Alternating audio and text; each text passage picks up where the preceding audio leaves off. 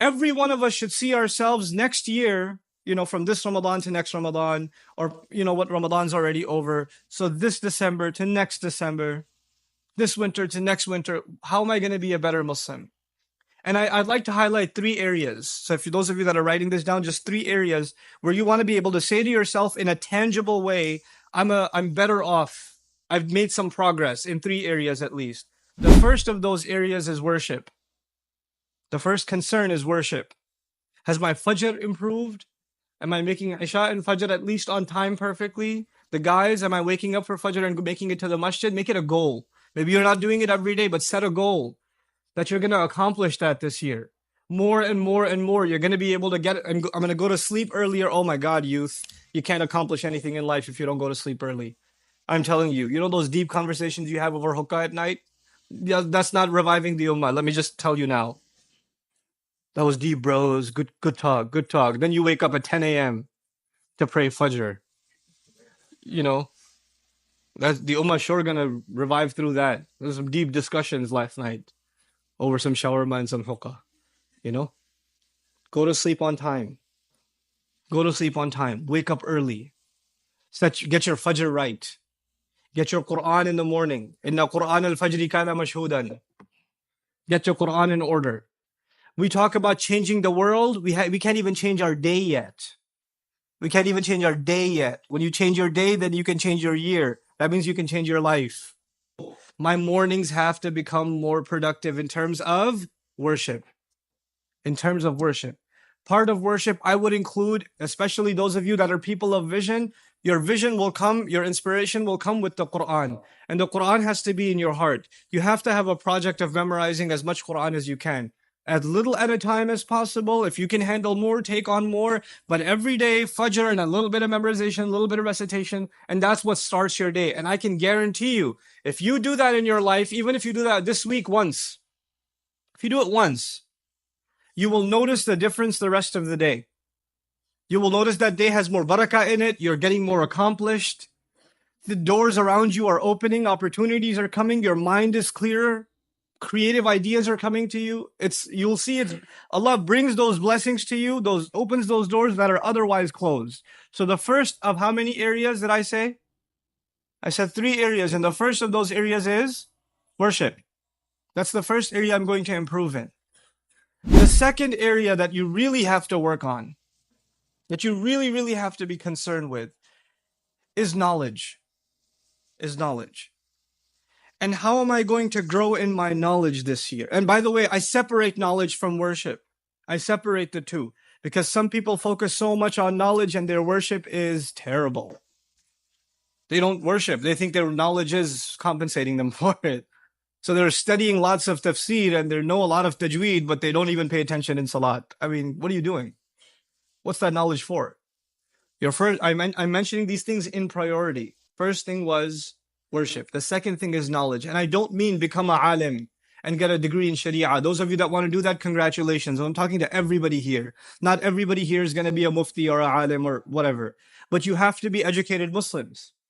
You have to be, there needs to be some minimal level of education in your Islam. And my recommendation for you for that is that by the end of the year, the coming year, you've studied at least a couple of things. You've studied the Seerah, the life of the Prophet ﷺ, once. And you should do it every year once. And actually, you should read a different source on the Seerah every year for the next few years and really study it.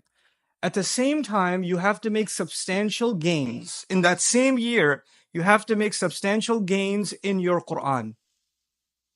I'm still in the area of knowledge. First area was worship. Second area is knowledge, right? In this knowledge, you have to make some substantial gains in your Quran, which, let's just say you decided this year you're going to try to memorize, I don't know, Surah Al-Kahf. Let's just say. So you set a goal. For this year, I'm going to memorize Surah Al-Kahf. That means I'm going to memorize it. I'm going to study its tafsir. I'm going to read it in translation. I'm going to try to understand every word in its vocabulary. If there's a lecture series on Surah Al-Kahf, if there's a tafsir available on Surah Al-Kahf, if there's an article and paper on Surah Al-Kahf, I'm going to take it and I'm going to consume it. This is knowledge. So the first thing was worship and the second thing was Knowledge. And I hope you see how I tried to fuse those two things too. Even though I kept them separate, one is helping the other. So if your knowledge is not helping your worship, I don't know if it's real knowledge. I don't know if that's real knowledge in terms of deen. In terms of deen. Then there's the third area, and that is service. There's service. And that's where you have to figure out, you have to set some time, whether it's once a week, whether it's on the weekends. You don't need the screen anyway. If it was on the weekends, whether it's, once in a month, but you have to do some kind of service, meaning help people. Those of you that have parents that have teenage children, if you can encourage that sort of activity and even take part in it with your teenage kids, it's actually most important in teenage years to engage in the activity of helping other people. That's part of what builds maturity, because the teenage years are when our youth in general, not just Muslim youth in general, are the most self-absorbed. They're really just, their world is themselves and how they look and their friends and their Facebook status or how many friends they have or whatever. That stuff becomes really important to them at that age. They become very petty.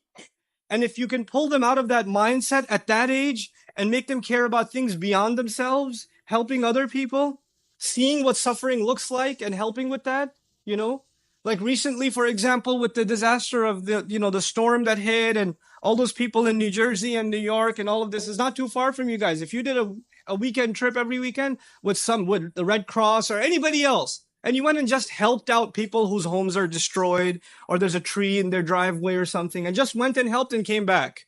If you just did that, it would, I'm telling you, it will bring you closer to Allah like nothing else. You do these three things and you've at least met the foundational goals to do great things in life. This is not your goal. These are the things you've met so you can actually achieve goals. Now let's talk about your goals. Those things, do them when you're a teen. Do stuff when you're a teen. If you have an idea, run it by people that are successful in business or in entrepreneurship. Discuss your idea with them, refine it, see how you can get started. And you don't always think you need to have big investment capital to start something. All you need is a good idea and work ethic, and you can start something. And you could be huge. You could be huge. That's what the Ummah needs. The Ummah needs creative entrepreneurs. The few entrepreneurs that we have are driving, they're actually shaping the direction of the community. Alhamdulillah, thumma alhamdulillah, we have enough doctors. We have enough programmers. Don't be a programmer to work at a company. Start your own firm, make the next most amazing, most downloaded app. You should do that. That's what you guys should be. And when we do that, I tell Muslims to do this. You know why? Because we have to understand the new language of power in the world is economics. We have to understand that. Right now, we're struggling to even pay for our masajid in America. We are some of the most well-off Muslims in the planet. And we have a hard time paying off. We don't even have an economically sustainable model for our own masajid, our own schools. That's because we haven't thought big enough. We have to learn to start thinking big. And we have to develop a work ethic for it. But the barakah, the blessings in that creative work will come when the foundation I talked about is already there. If your salawat are good, your worship is solid, your knowledge is increasing, and you're serving humanity, your mind will be in the right place, and Allah will put barakah in your business. Allah will put barakah in your entrepreneurial venture, and He will not let you become a materialist and a greedy capitalist. He'll make you a socially responsible entrepreneur that will make this country and inshallah the world a better place. And we're not just here to serve the ummah. We're here to fix the world. You have to think that big. You have to aim that high. Don't shortchange yourself. Don't underestimate yourself. And even though we are just at the end of the day slaves of Allah, and we are the lowest before Him, the closest we are to Allah is when we put ourselves the lowest on the ground. That's our humility to Allah. But when Allah gives you a gift, and Allah gives you intelligence, and Allah gives you an educational opportunity, and Allah gives you a creative idea, and Allah gifts you with a talent, and you say, I'm way too humble to exercise my talent, then that is not humility, that is ingratitude. That is ingratitude. You have to exercise your talents. You have to make the most of yourself.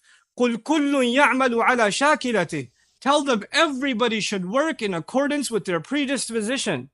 Every one of you has a predisposition. You have a talent. You're good at something.